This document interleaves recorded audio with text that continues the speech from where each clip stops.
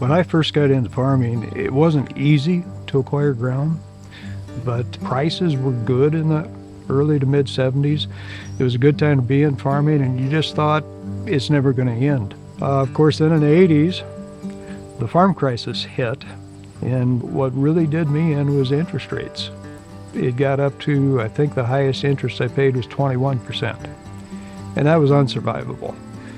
So at that time, I actually started working off the farm. I built up a business putting equipment inside of hog houses. When things got tough, the government was hard to work with. You know, they wanted to save all the farmers. The more government would get involved, they would try to fix things, but yet it just seems like every time they would do that, it would just complicate. What this led to was getting me more active and speaking out. I got into farm organizations, county pork producers is kind of where I started, in the County Farm Bureau. I started those about the same time in the 80s.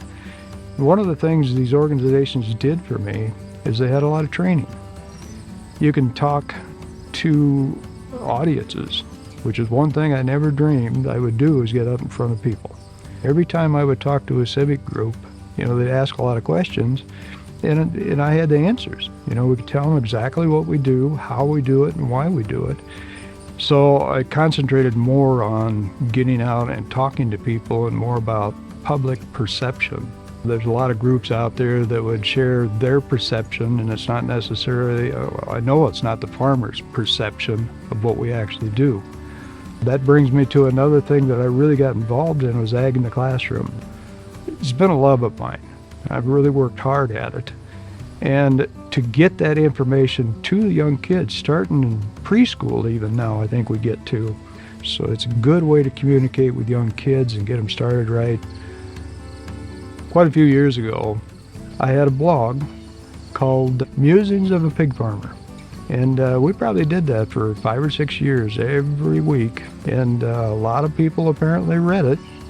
Fox News came out and wanted to do an interview out. It was in the fall, out in the bean field. And I asked them out of curiosity, how did you hear about me? I mean, I'm just a farmer here in Iowa. How did you hear about me? Well, it was through your blog.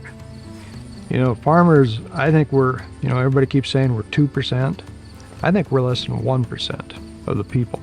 So how do you multiply 1% of the people to get your voice out there? Through the blog and some of these different things, that's what's got me into politics. And believe me, I don't like politics. But if you don't get involved in the conversation, somebody else is, and they get to share their perception, what we do to fix everything. So here again, boils down to perception. We have to lead that conversation.